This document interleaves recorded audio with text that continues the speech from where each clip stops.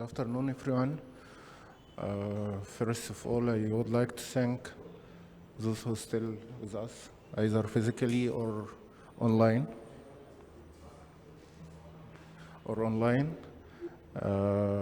I know that the 2 days were so busy and 2 long days, so thank you very much for still with us at the last session, even after the closure. However, I think we are behind the schedule and we need to squeeze the time of the tutorial. The original planned time was 2 hours. However, I think we may squeeze it to fit within just 1 hour or less. The topic of the tutorial is the African trends related to FinTech and blockchain innovative technology. The tutorial is somehow intermediate level, so you shouldn't expect that I am going to explain the basics of either of the FinTech or of the blockchain. So there is an assumption that at least you have some background about both topics. However, just as a note at the beginning, blockchain is, as you know, it is almost the most recent disruptive technology. And actually there is no single type of blockchain. So just as a hint, if anyone is expecting the tutorial today to touch the topic related to cryptocurrencies, I have to say that this topic is going to be totally out of scope from the tutorial, because as you know, there are different types of the blockchain, and the type that is related to cryptocurrencies is not allowed in Egypt. So I am going to talk about only the enterprise blockchain.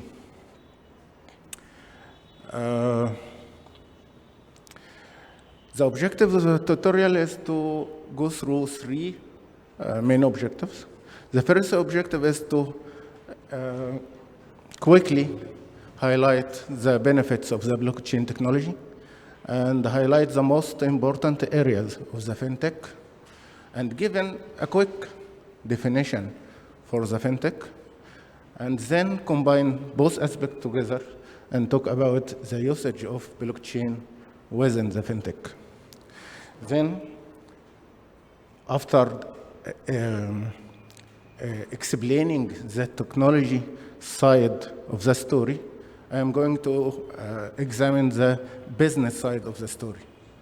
We need to check or discuss the demand for the blockchain-enabled solutions, and especially what is happening in the African country.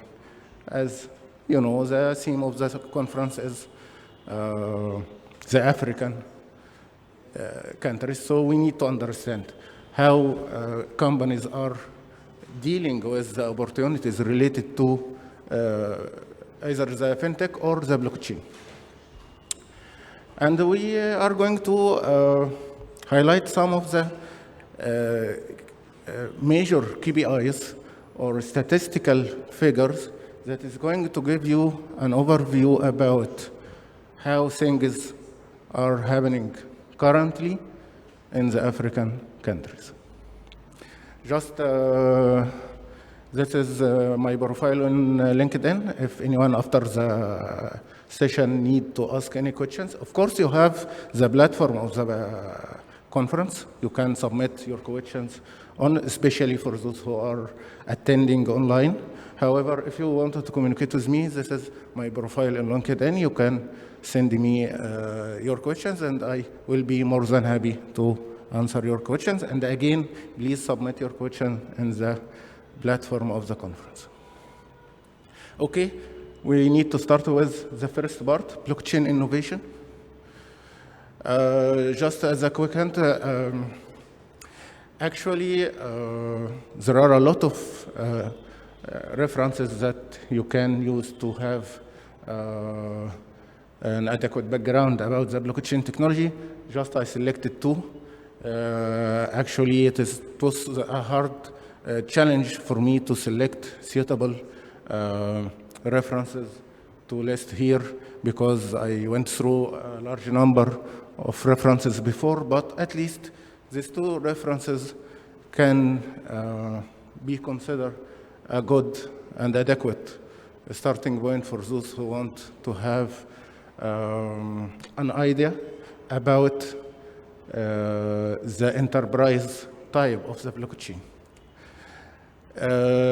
When we reach the part related to the FinTech, there will be a number of references, especially that some of the statistics that I am going to present are coming from official reports. So in every slide, you will see specific reports that you can do your homework after the session and go and check the details if you are interested to know the details.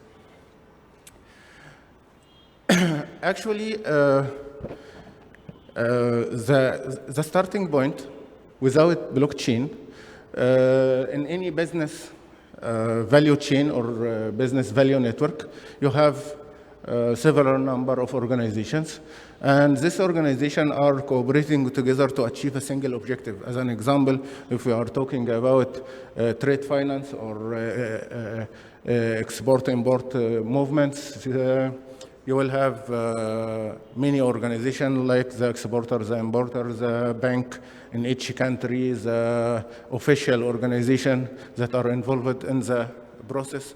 All of this organization currently acting in a very scattered system. Every organization have its own database system, has its own team who is logging the same piece of information for the same transaction. Of course, you can agree with me that this is a fragmented system, it is a time-consuming, and of course, a lot of error can happen. However, the added value of the blockchain is to give all the players in the same value network the opportunity to have the information of the transaction stored only single time in a single distributed shared ledger. So imagine that all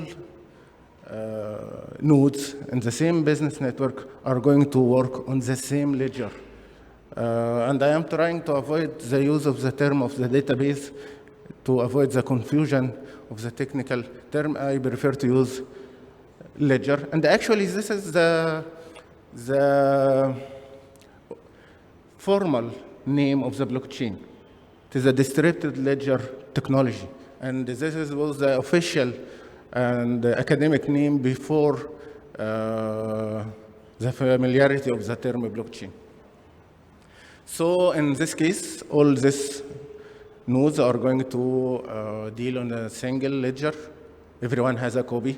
So this value network are currently aligned. There is no chance for errors because the same transaction is recorded only once. The system is consolidated.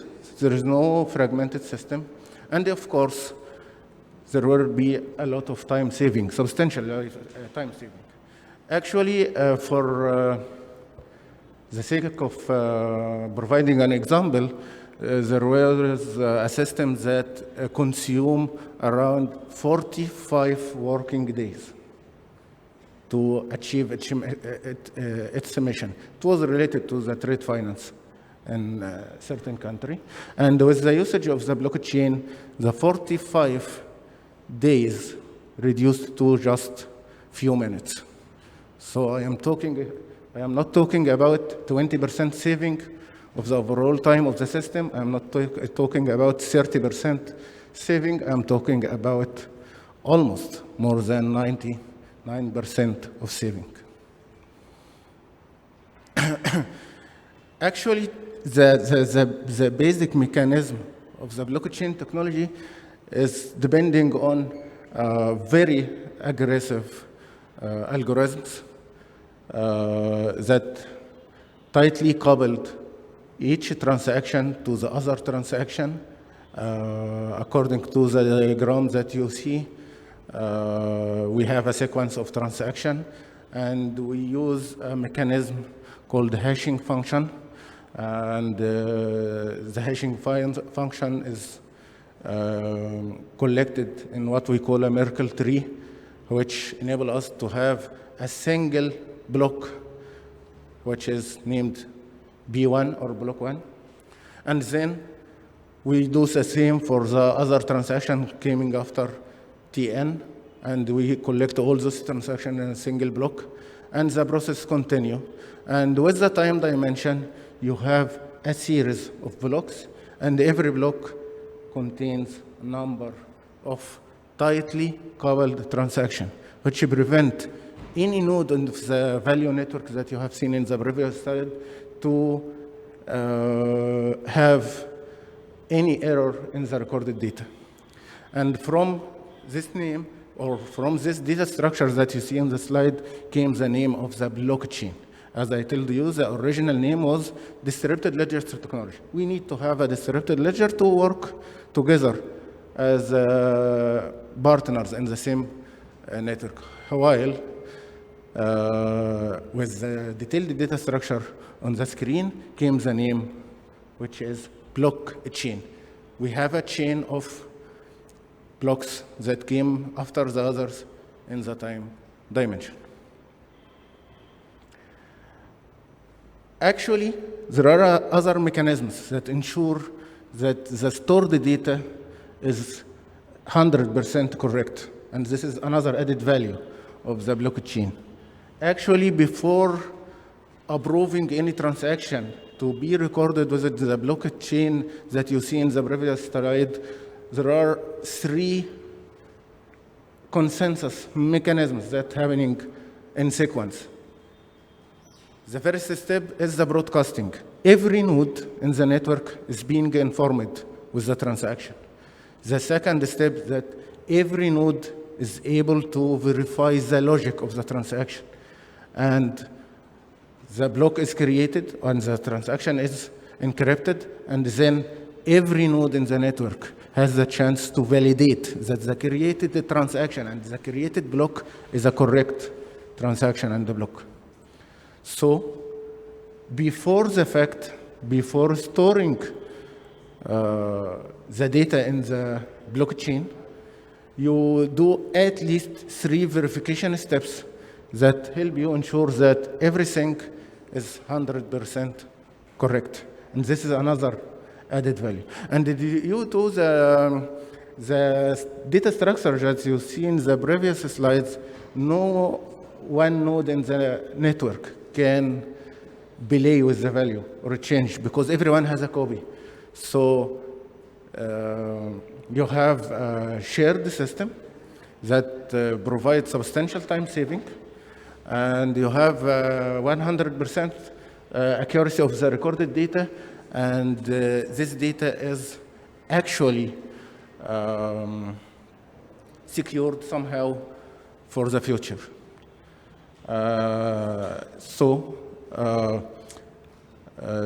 The system provides what we call the transparency and the trust that is needed actually for any value network in the business. However, I mentioned quickly that every node has the opportunity to verify that the data of the transaction is correct before validating that the block itself was created correctly. For each node to be able to verify the logic, he should have the logic in advance. As an example, if we are talking about calculating the value of the taxes, when one company is importing some products. The value of the tax depends on many factors, such as the year of creation, the origin or the country of the origin of the product, and so on. So for every node to be able to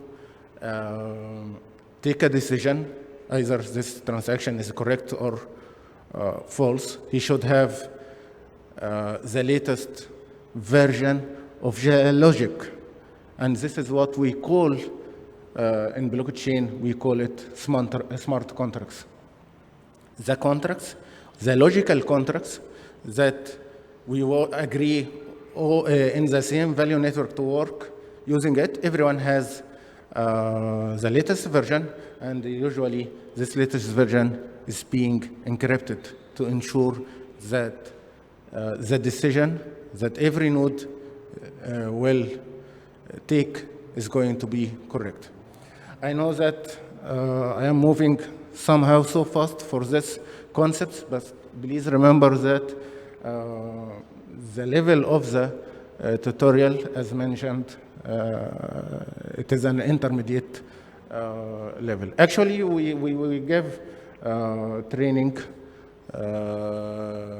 for the beginner level, but it was so hard to start from the beginner level in a short tutorial. So please, you can consult the references that mentioned in the first slides or any other references on the internet. But please, when you consult any reference on the internet, please take care. Is this reference is talking about the enterprise or business-friendly version of the blockchain, which is allowed, no problems? Or this reference is talking about blockchain that is used to create cryptocurrencies? Because almost most of the mechanisms is different, most of the concept is different, and please take care. Enterprise and business blockchain are legal. Cryptocurrencies and the type of the blockchain that is used in the cryptocurrencies is illegal explicitly in Egypt and in most of the countries of the Middle East and somehow most of the African country. So please take care, because if you are going to build an innovative product based on the blockchain technology, you should be 100% confident that you are using a legal version of the blockchain.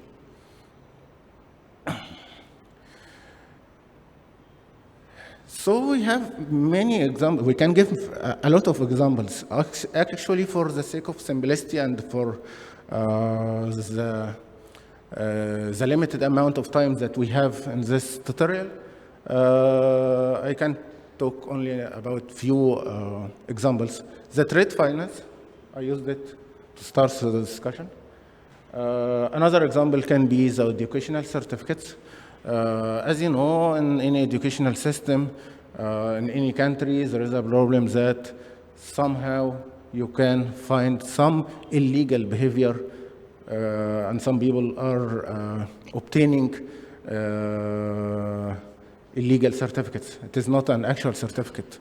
So try to imagine that all nodes involved in the educational system participate together in a blockchain-enabled system to verify that every educational record for every student is correct from a stage to another stage. So actually, you can 100% be 100% confident that there is no fake certificates.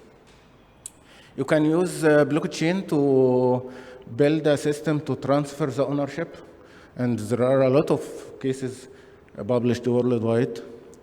Another industry is the pharmaceutical industry. You can use blockchain to track the distribution of the drugs or medicines to ensure that the drug or the medicine or the vaccine that you are using is original one, authentic drug at the first place, and then was transferred and in a friendly conditions. So it is still valid to use it. Again, for the third time in the presentation, double check the type of the blockchain that you are using. Cryptocurrencies is not legal in Egypt. So we are talking about, this is the conclusion, all the concepts that I presented in the previous slide are related to enterprise blockchain. And enterprise blockchain networks or renewable system are private, permissioned, and risk-free. If we go first for each term, permissioned is the essential feature. As we are talking about a single value network or business network, should be closed for the well-known nodes or organizations that participate in this business network. So no other organization can join or jump within the system. It is private because only the data is being shared between the nodes and the same network. And the risk-free because, as you see before in the mechanism, you have a lot of mechanisms that make you confident that the data stored is correct. Okay, this was a fast overview about the blockchain technology and the added value. Now we can go to the second step, which is the FinTech trends. Just a quick definition for those who is not familiar with the FinTech. Actually, the term FinTech is two parts of the two words, which are financial technologies. So the common term now all over the world is FinTech. And the definition is so simple. It is the innovative use of the technologies to provide new value-added financial services. This is the ultimate goal. You are looking for financial value-added services. However, you are using new technologies to provide this value-added service. Actually, the ecosystem, the FinTech ecosystem has a lot of segments. Of course, the most famous, the most common, and as you will see in the upcoming slides, it has a huge number of applications. Actually, the first segment is the largest one. Payments and the transfers.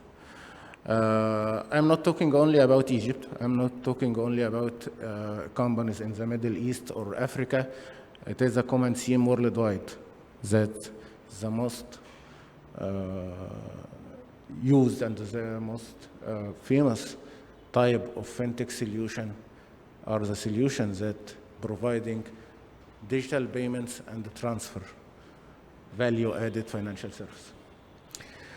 The other segments, including lending and financing, retail banking, insurance, markets and exchange, and if I can read it, financial management. The last one. Here I have to give legal notes. Again,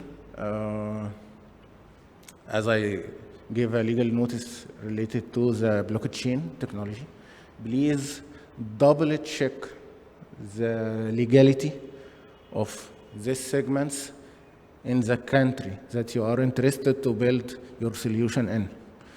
Because in some countries, creating a peer-to-peer, or as we say, B2B lending solution is not allowed. And in other countries, creating B2B or B2B lending solution is unallowed. type of business. So please double check the legality and double check if you can obtain the license to create this business or not.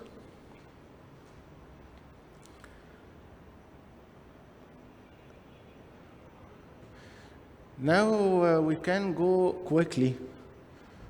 As I told you, we need to squeeze the time of the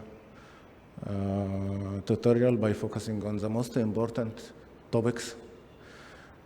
But it is time to have some actual figures that give you sense about how the FinTech market is performing and heading. In 2017, actually 83% of digitally active Chinese people were using mobile payments. Mobile payments is not a new term, and you can allocate it to the first segment in the previous slide. And all of us, actually, currently in Egypt, and then some African countries have an overview about the experience to do your payments through the mobile devices. But what is important here in this slide is not the number itself, the 83%, but actually the term digitally active people. Because we usually use different terms. We usually use banked population and the unbanked population. Banked population means people that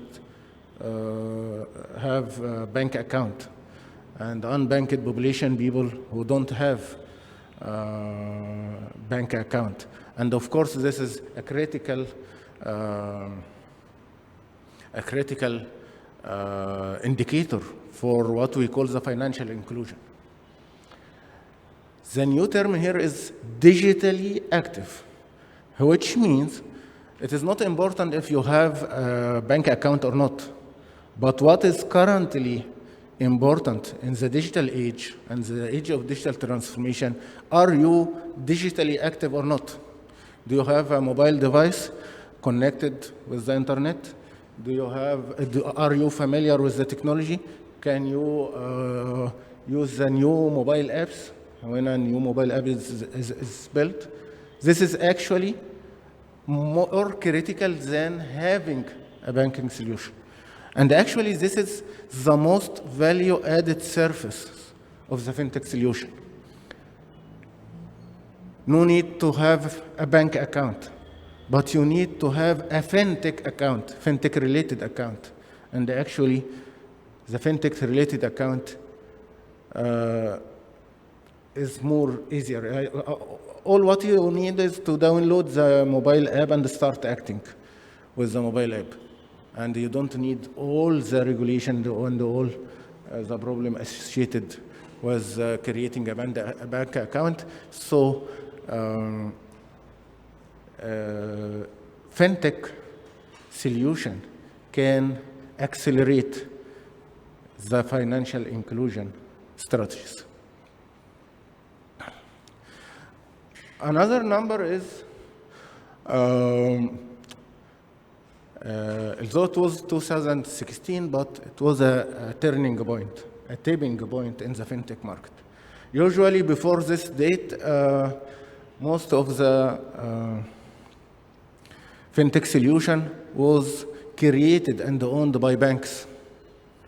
Starting 2016, almost the majority of the FinTech solution are created by private sector startups and the private sector companies.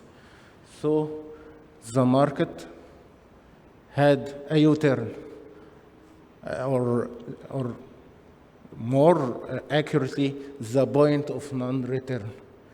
And of course, this is a very critical piece of information for the people who are interested in software engineering and interested in software industry. Because the first impression that banking and the financial institutes are the big players in the FinTech. This was true before 2016.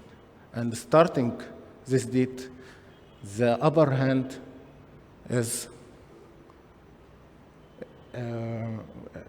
with software developers, software companies, and the private sectors. And of course, there may be some differences between companies in Africa, in Egypt, Middle East, but actually this has become a global trend, which, as I think, these slides represent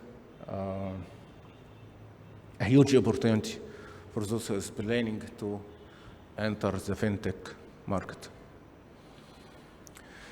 However, although we mentioned mobile devices at the beginning, actually FinTech solutions are more complex than just having a mobile app. Even if the endpoint is the mobile application, but actually there are a lot of technologies that can cooperate together to provide the value-added FinTech service.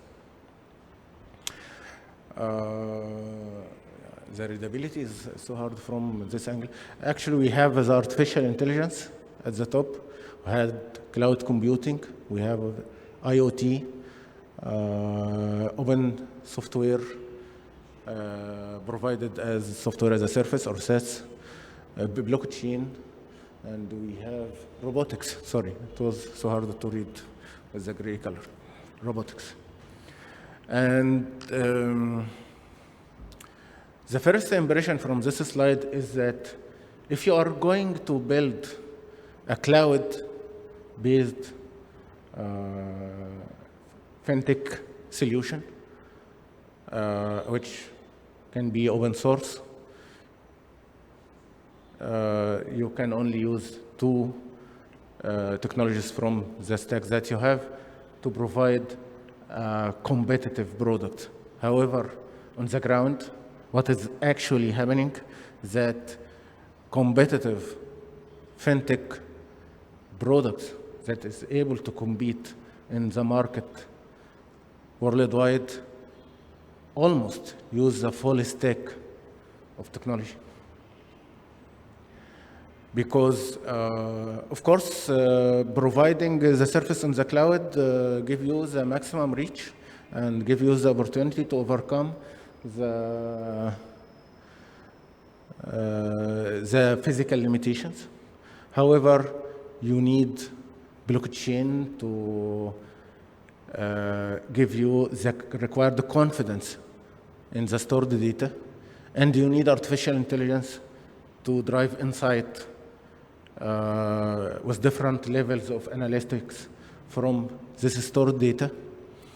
And you can have some sort of support from the IoT devices. Currently, especially in the insurance sector, and by the way, as we have a term called FinTech, we have a term called InsurTech, which is specialized for the insurance sector of the financial value-added service.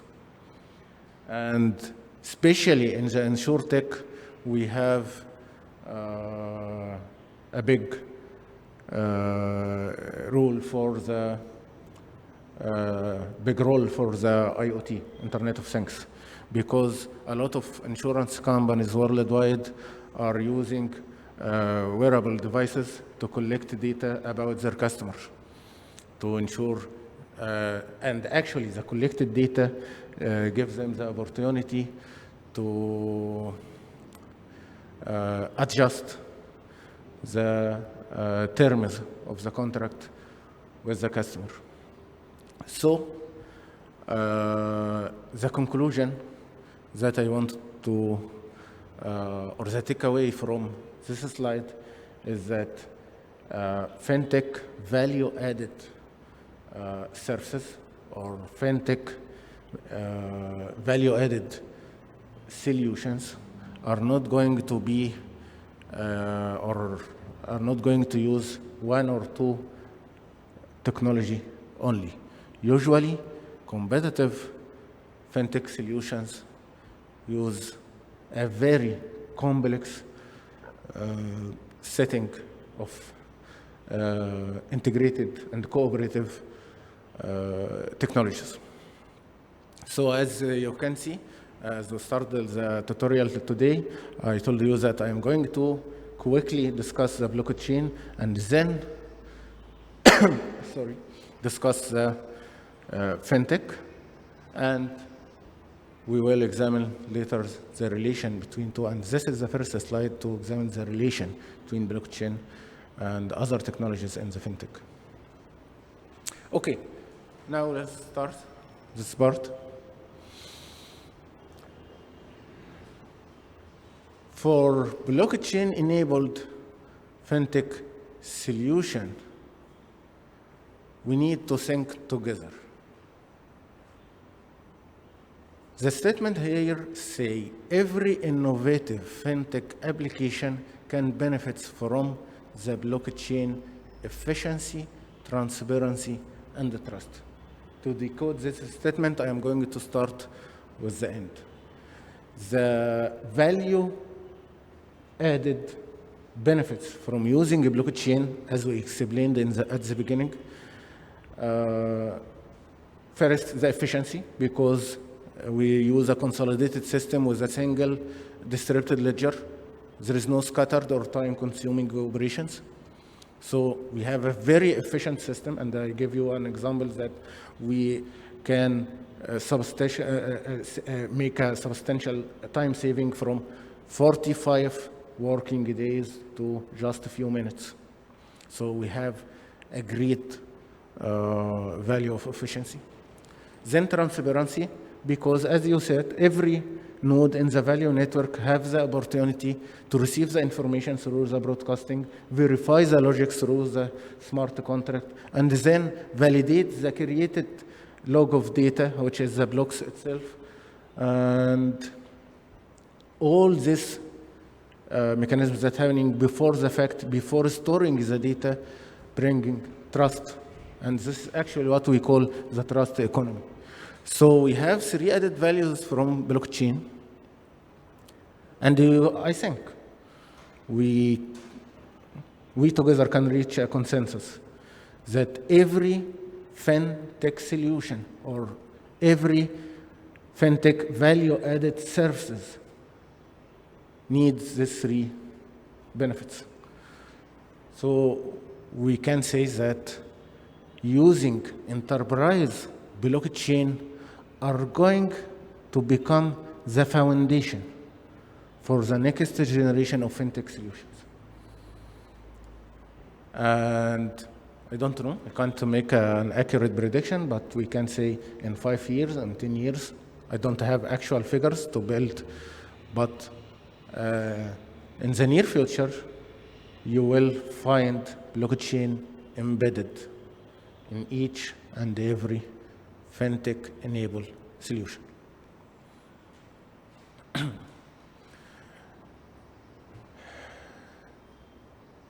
The trade finance was a starting point, but what I need to add in this slide is to give you examples for some well-known, ready-made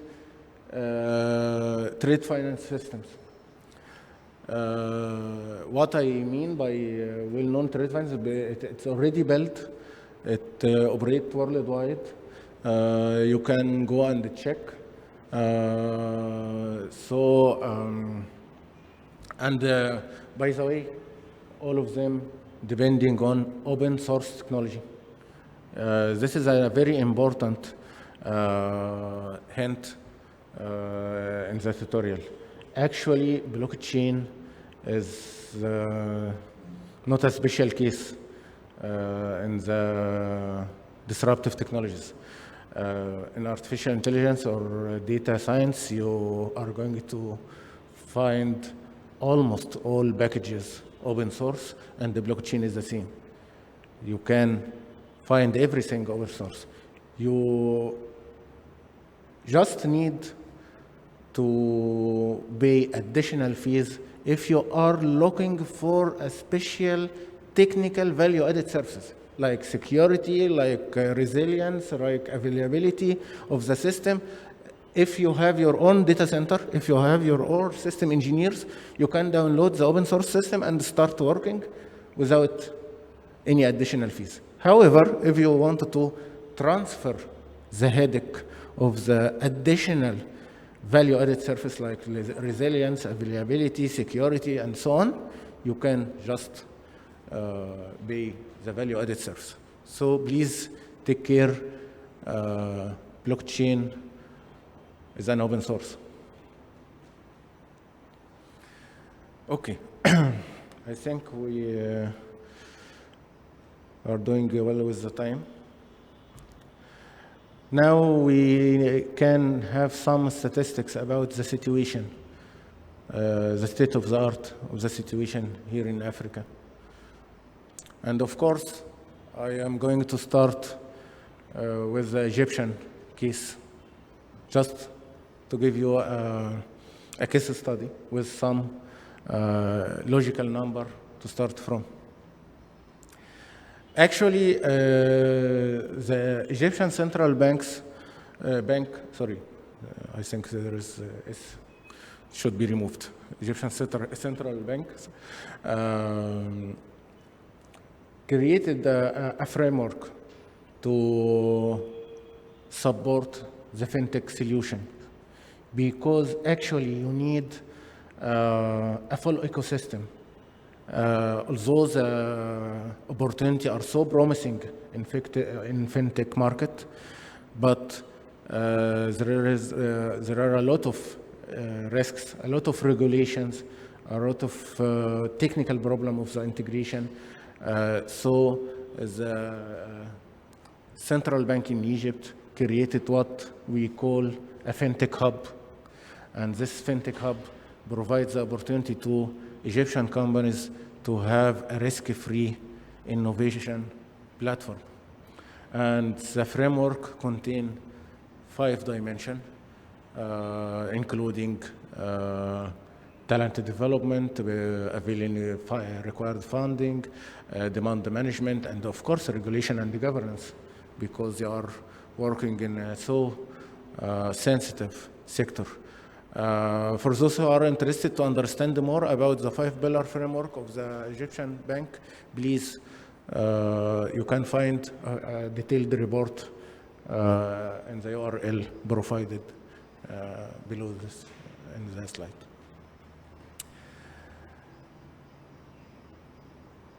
As we did before, we need to check some numbers, some KPIs.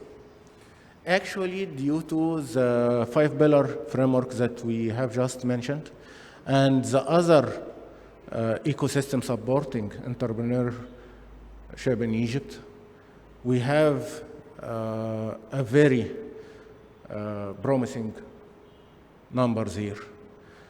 The number of the FinTech startups raised from 2 startups in 2014 to 112 startups in 2021. You can see the dramatic increase in the number. And the most important point is that you can find every type of business model. We have startups that providing B2B solutions. We have startups that provide B2C, and we have startups that selected the most complex business model, which is B2B2C, or business to customer. Of course, for those who are not familiar with the concept of business model, or those who are not familiar with the 3 different business model, we don't have the time to explain the details of this business model, but please feel free to do your homework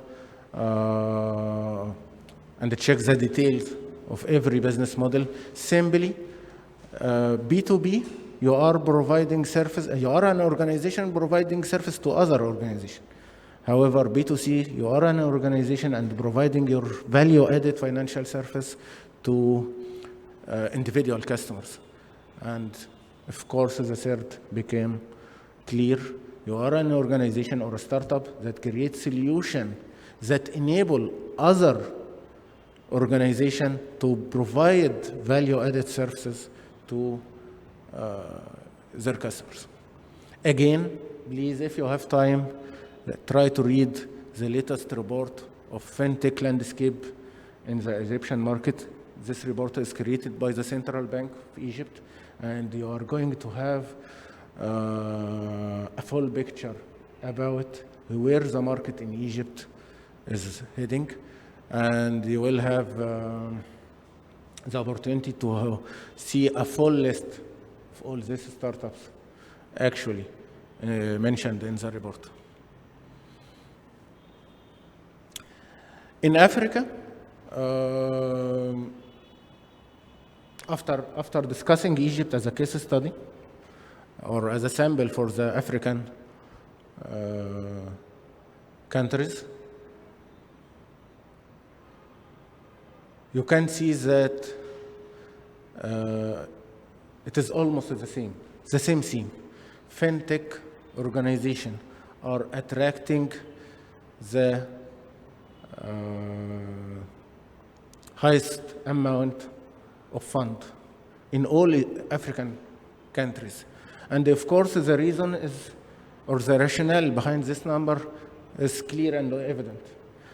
All countries, all governments have the concept of financial inclusion.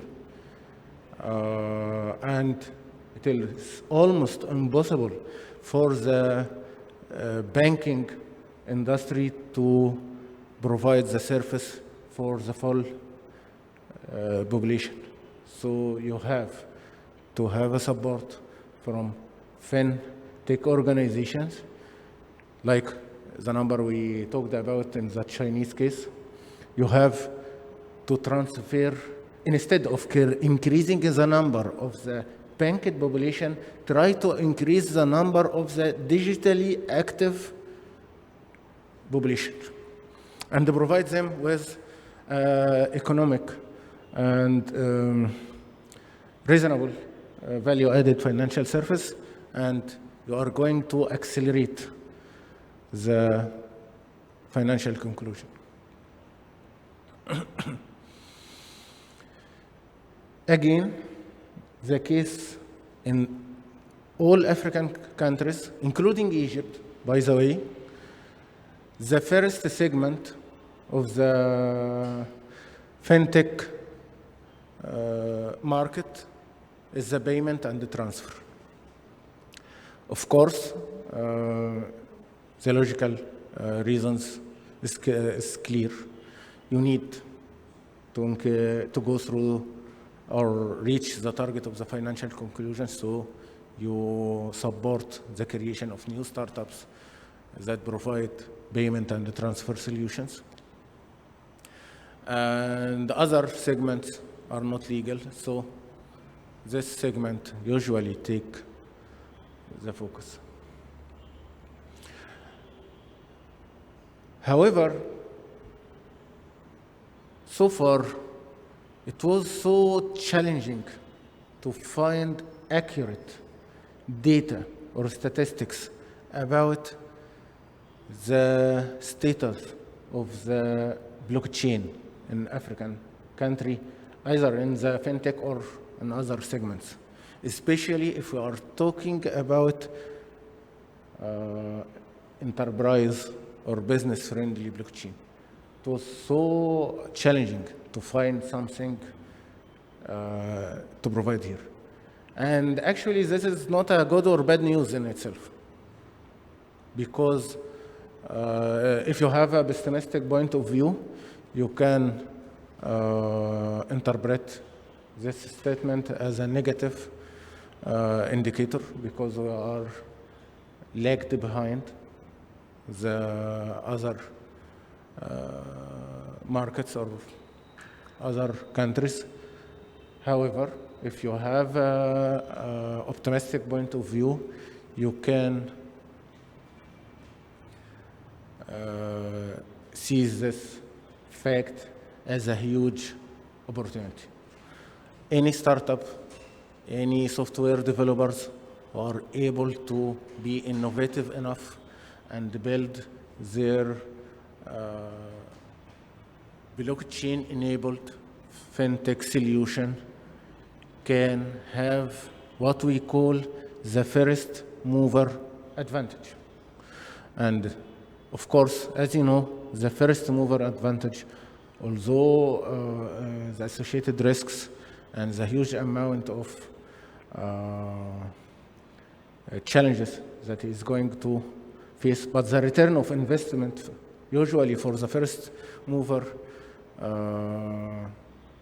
is going to translate in the biggest market share that he can sustain for a long time or number of years. So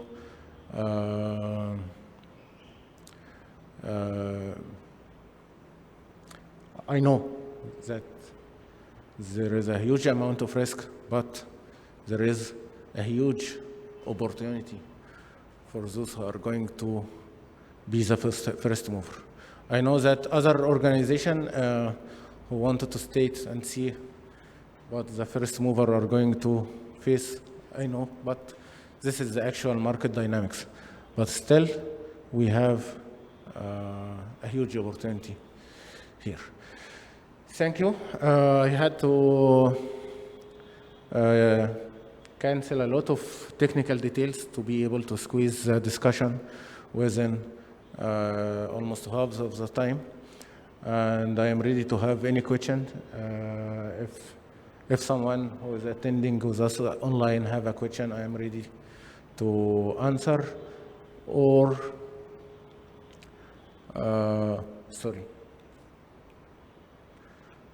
or you can post this question on the platform, no problem. And I will try to answer as soon as possible. So any question? Okay. Thanks for your time. This is again a reminder for my profile on LinkedIn. If you need to or need any additional information, please contact me. And please remember to submit your questions in the platform of the conference. Thanks again for being with us for the latest minute in the second day of the conference, and thanks for attending FAMECSE in its first federated edition. Thank you.